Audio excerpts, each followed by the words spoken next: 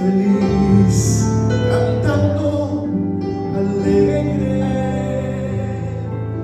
Yo vivo siempre aquí. Se cuida de las aves, cuidará también de mí. Si Él cuida de las aves, cuidará también de mí.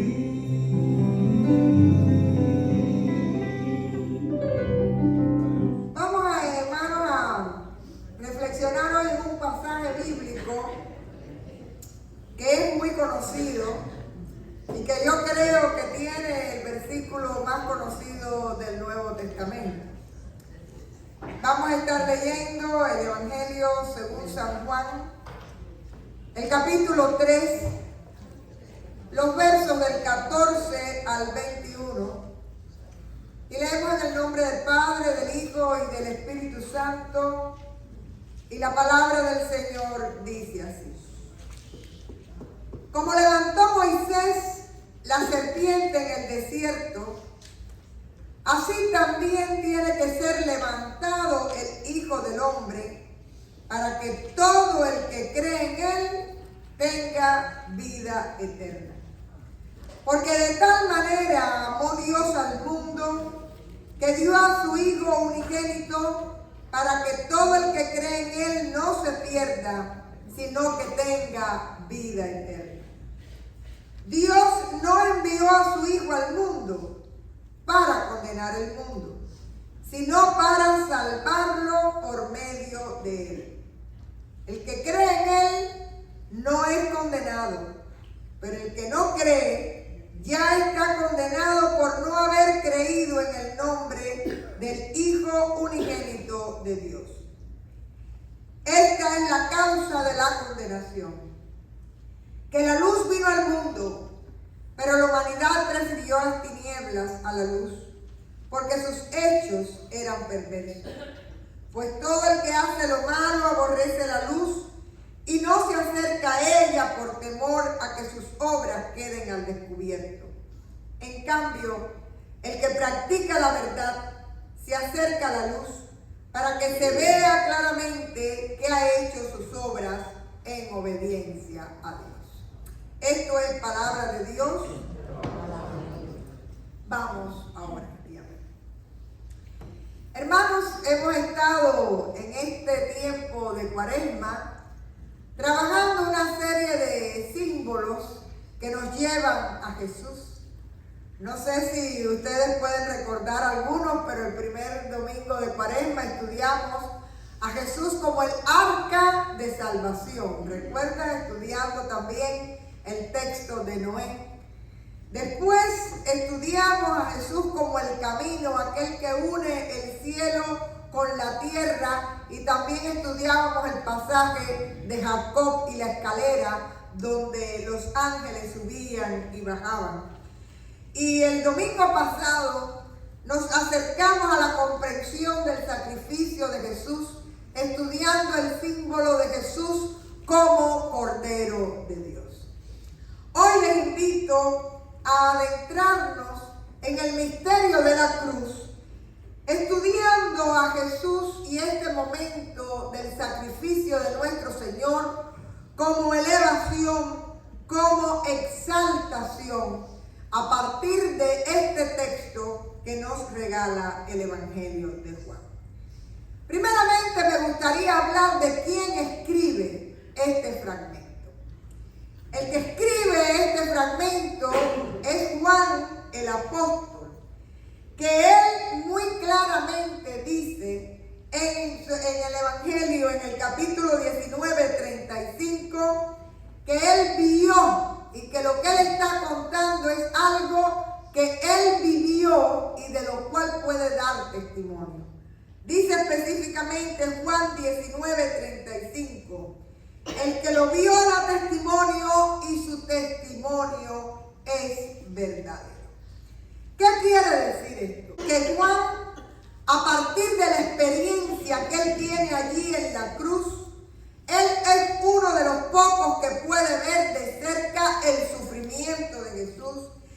desprecio de los verdugos por Jesús, la vergonzosa y tortuosa muerte de Jesús en la cruz.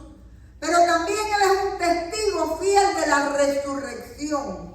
Y Él, uniendo esas dos experiencias de vida, puede desde la perspectiva de Dios ver la cruz de una manera diferente a cómo lo hacen los sinópticos. Y se da cuenta que la cruz es elevación, es el momento de gloria de Jesús, es el momento de la exaltación. En los sinópticos, en Mateo, Marcos y Lucas, la cruz siempre se ve como el momento del castigo, el momento del sufrimiento, el momento del dolor. Sin embargo, Juan una vez más nos presenta una nueva mirada de la cruz, porque él ha podido ver a través del testimonio de su vida y de haber estado presente en la cruz y en la resurrección, el propósito de Dios que se le muestra a él de una manera impresionante, expresándole sobre todo cómo este es el mayor acto de amor y el momento cumbre de la gloria de Dios, cuando la sangre de Cristo puede cubrir a todos aquellos que le aman. Hermanos, este es aquel que escribe, este es el evangelista Juan. Sin embargo, el contexto en el que se encuentra este pasaje no es otro que una narración que él está haciendo de aquella noche en que un hombre llamado Nicodemo, que es maestro de la ley, viene a Jesús con una serie de inquietudes. Inquietudes que Jesús trata de responder, pero que Nicodemo no puede entender. De hecho, en ese diálogo, Jesús le habla del nuevo nacimiento y Nicodemo es incapaz de entender de qué se trata el nuevo nacimiento. Y entonces, según la característica del evangelista Juan, termina el diálogo entre Nicodemo y Jesús y comienza un monólogo de Jesús que de alguna manera nos va a introducir en lo que es este propósito hermoso de Dios al permitir que Jesús fuera a la cruz. Y lo primero que hace el narrador es hacer mención de un hecho que se encuentra en el Antiguo Testamento y une la historia de la serpiente de bronce con la historia del Jesús que será levantado en su éxodo al Padre. Dice el verso 14: como levantó Moisés la serpiente en el desierto, así también tiene que ser levantado el Hijo del Hombre. Y puede ser que si usted no está familiarizado con el texto al que hace referencia, sienta que el versículo es muy extraño, ¿verdad? ¿Pero a qué se refiere? En Números 21, del 5 al 9, aquellos que después quieran buscarlo, se narra un momento en el desierto, en el Éxodo, en que el pueblo comienza a murmurar contra Dios y contra Moisés. Y la murmuración tiene que ver con que en Egipto ellos tenían pan y tenían agua y que ahora estaban cansados, aburridos. Dice la palabra, el alma tiene fastidio por el maná, por el pan liviano que recibían en el desierto. No sé si todavía la humanidad sigue siendo así de ingrata. A veces, por ejemplo, ellos estaban siendo libres y comiendo maná, pero estaban llorando por la esclavitud de Egipto, porque allí tenían pan y agua. Yo creo que no tenemos mucho que hablar para darnos cuenta que seguimos siendo los mismos seres humanos.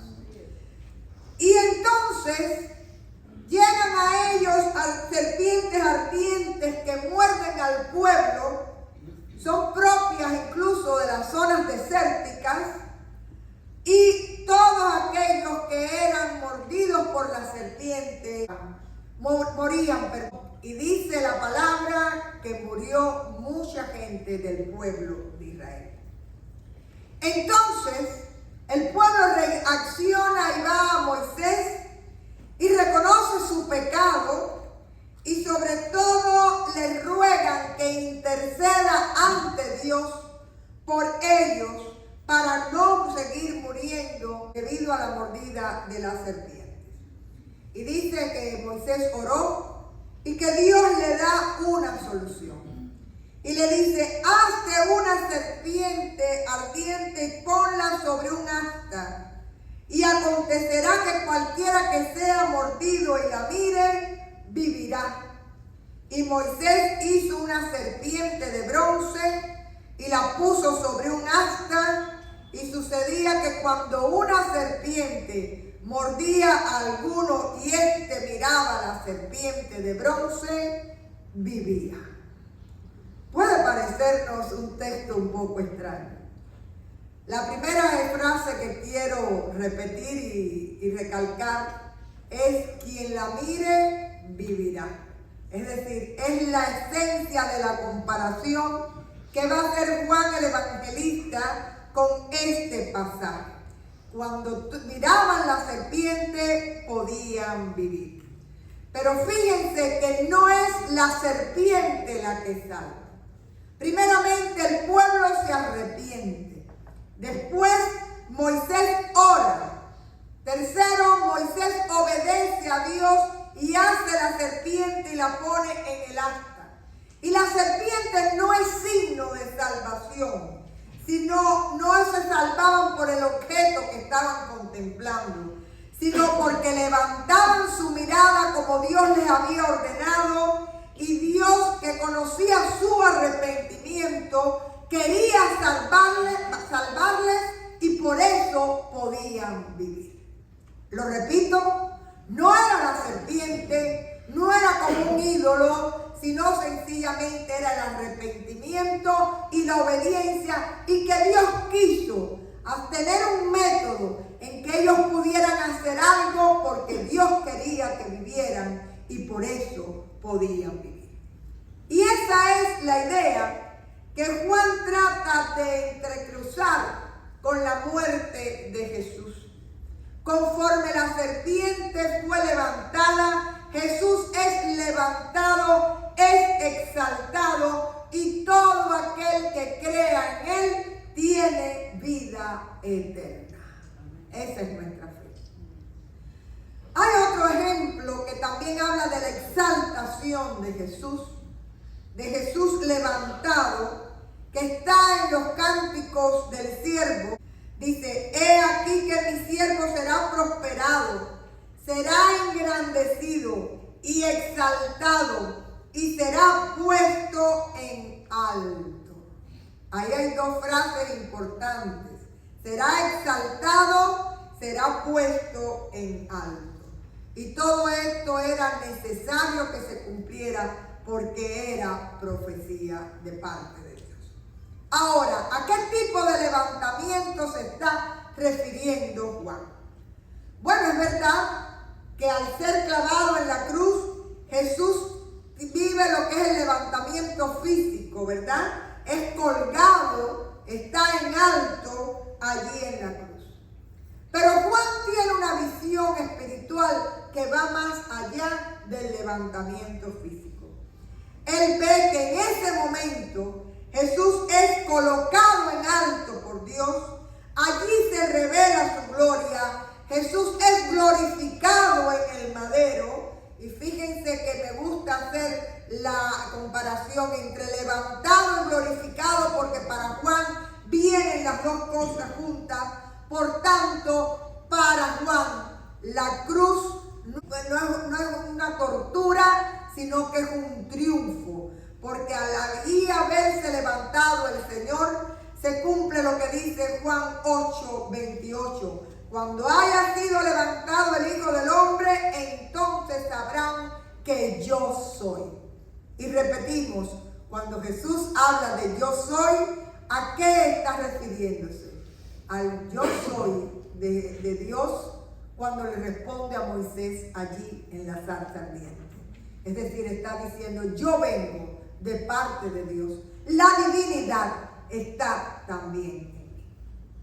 Así que la cruz para Juan es la hora de la elevación, de la glorificación. Es el momento en que la sangre de Cristo cubre a la humanidad. Aleluya, porque ahí estás tú y estoy yo. Y es el momento de la gran fiesta del amor de Dios por cada uno de nosotros. Yo no sé si usted se da cuenta que esto es lo que da vida. La vida real del cristiano no es el día en que tú naces y el día en que tú mueres. Es el día en que tú te dejas abrazar por ese amor que no se puede entender y que te llama, que tú eres hijo de Dios. Te dice, tú eres mío y este amor va a ser desde la eternidad hasta la eternidad y ni siquiera la muerte te va a separar de ese amor. ¿Cuántos le dan la gloria a Dios? Así que la verdadera comprensión de la cruz, según Juan, no es tortura, sino es el momento en que se levanta el velo y Dios muestra su amor a la humanidad. Allí es donde se manifiesta la gloria de Dios. Y ahí es donde nosotros entendemos el texto, que no hay mayor amor que aquel que da su vida por sus amigos. Por supuesto, Nicodemo no podía entender. Pero qué bueno que nosotros sí podemos entender, porque ya nosotros conocemos toda la historia. Conocemos la muerte, conocemos la resurrección y hemos podido experimentar ese amor. Así que el centro de este texto no es otra cosa que el amor divino de Dios entregado como regalo a la humanidad. Y podemos decirlos todos porque lo conocemos. Porque de tal manera amó Dios al mundo que dio a su Hijo unigénito para que todo aquel que en Él crea no se pierda, mas tenga vida eterna. Probablemente sea el texto del Nuevo Testamento más conocido y sobre todo el Evangelio en sí. ¿Qué quiere decir este texto? Primeramente, que la iniciativa total es de Dios.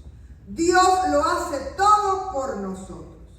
Dios es el que ama, Dios es el que manda a su Hijo y Dios es el que lo exalta en la cruz del Calvario.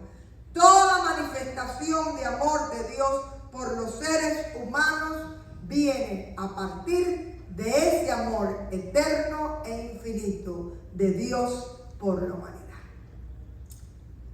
Yo no sé si usted ha experimentado alguna vez ese amor tan extraordinario. Esa manera que tiene Dios de abrazarte, esa manera que tiene Dios de sostenerte, esa fidelidad de Dios de estar ahí para ti siempre. Y nosotros que podemos confiar y descansar en ese amor, seguimos empeñados en llevar nosotros nuestras cargas, nuestra vida a nuestra manera, y en vez de dejarnos llevar por ese amor y vivir en ese amor, seguimos viviendo en nuestra angustia, en nuestra carga, en nuestra ansiedad, en nuestra amargura. No sé si hoy el texto pueda servirnos para tener esa conversación tan íntima con el Señor y decirle: Señor, yo quiero que ese amor me cubra y yo quiero que esa obra de amor que tú tienes para mí la cumplas y la hagas perfecta. Arranca de mi vida las raíces de amargura, arranca de mi vida el dominio del pecado, arranca de mi mente aquello que me envenena como las serpientes envenenaban al pueblo de Israel en el desierto. Y lléname, Señor, de tu dulce amor y de tu dulce presencia. Yo creo que todos necesitamos en esta mañana que Dios haga esa obra en nosotros. Ahora bien, ¿cómo usted responde a ese amor que es inexplicable? ¿Cómo usted puede responder a esa salvación que fue dada allí en la cruz del Calvario?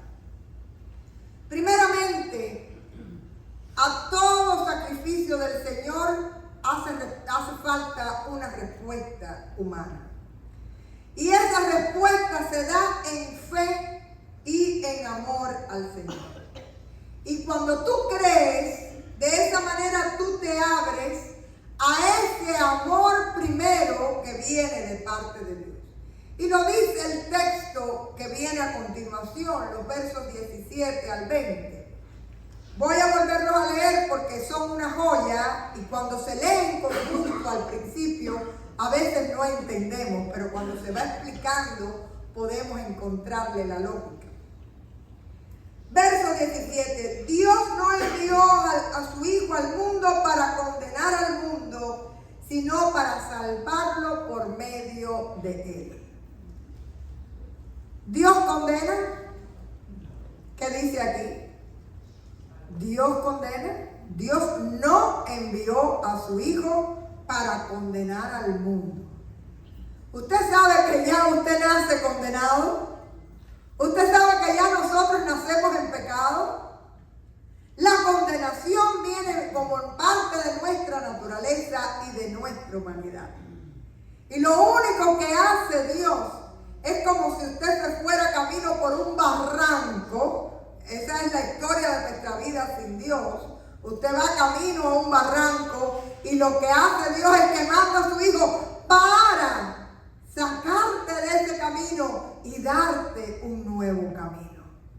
Un camino que no te lleva a perdición, un camino que no te lleva a muerte, un camino que es un camino de esperanza donde tú vas tomado de la mano de Dios.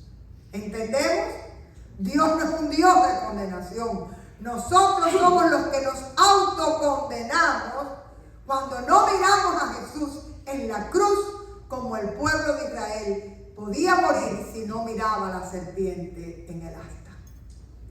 Sigue diciendo, el que cree en él no es condenado. ¿Cuántos dan la gloria a Dios? El que cree en él no es condenado para la gloria de Dios. Pero el que no cree está condenado. Quiere decir que la fe es el antídoto para no morir por el veneno de nuestra naturaleza humana y de nuestro pecado. Dice, el que no cree está condenado por no haber creído en el Hijo unigénito de Dios. Esta es la causa de la condenación, que la luz vino al mundo, pero la humanidad prefirió las tinieblas a la luz, porque sus hechos eran perversos. Pues todo el que hace lo malo aborrece la luz y no se acerca a ella por temor a que sus obras queden al descubierto. Vemos que en este pasaje hay una diferencia entre el que cree y el que no cree. ¿Saben qué quiere decir que usted crea? Es como tener el pasaporte americano. ¿Entendió? Dios te abre otros mundos y otros caminos. Y el que no cree tiene que seguir por esa vereda que lleva a perdición. Así que usted tiene la responsabilidad de decidir, de elegir, de dejarse amar por Dios o no. Y es una elección tan importante que le lleva a usted a elegir entre la vida y la muerte, entre la luz y la oscuridad. Y el que no cree, el que cree, dice aquí, no es juzgado. Pero el que no cree, no es que Dios lo condene, es que se autocondena porque rechaza la vida, rechaza el amor, rechaza la luz y la misma persona se arroja a la desesperanza, a la muerte, y ese es su juicio. ¿Estamos entendiendo? Hoy estamos comiendo filete, ¿eh? Estamos hablando cosas serias, pero lo que quiero es tener la certeza de que ustedes están entendiendo lo que estamos hablando. ¿Qué quiere decir esto, hermanos? Lo repetimos. Hemos nacido en pecado.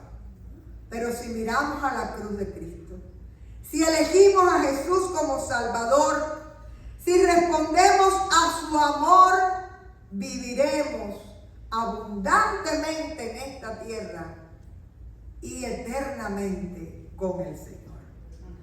También nosotros podemos tener serpientes que envenenen nuestras vidas. También nosotros podemos tener serpientes que nos matan en vida, que nos intoxican y que de alguna manera nos hacen vivir en muerte. Hay un coro muy antiguo, pero ustedes se lo saben. Una mirada de fe.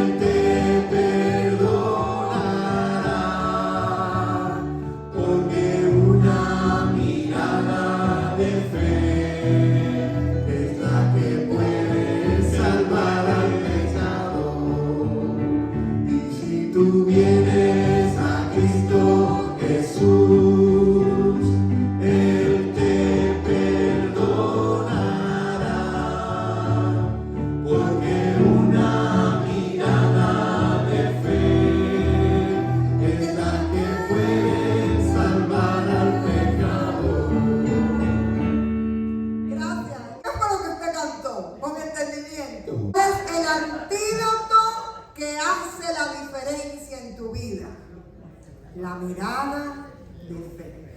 Y por eso al final, él estaba leyéndolo por internet y decía, es la que puede salvar al pecador, pero yo lo canté como yo no lo sabía. Es la que te puede salvar a ti. La gloria a Dios. Ese sacrificio fue por ti. Dios se glorificó en la cruz por ti. Y esa mirada de fe es tu respuesta a ese amor tan grande. Y miren cómo dice al final este texto. En cambio, verso 21, el que practica la verdad se acerca a la luz para que se vea claramente que ha hecho sus obras en obediencia a Dios.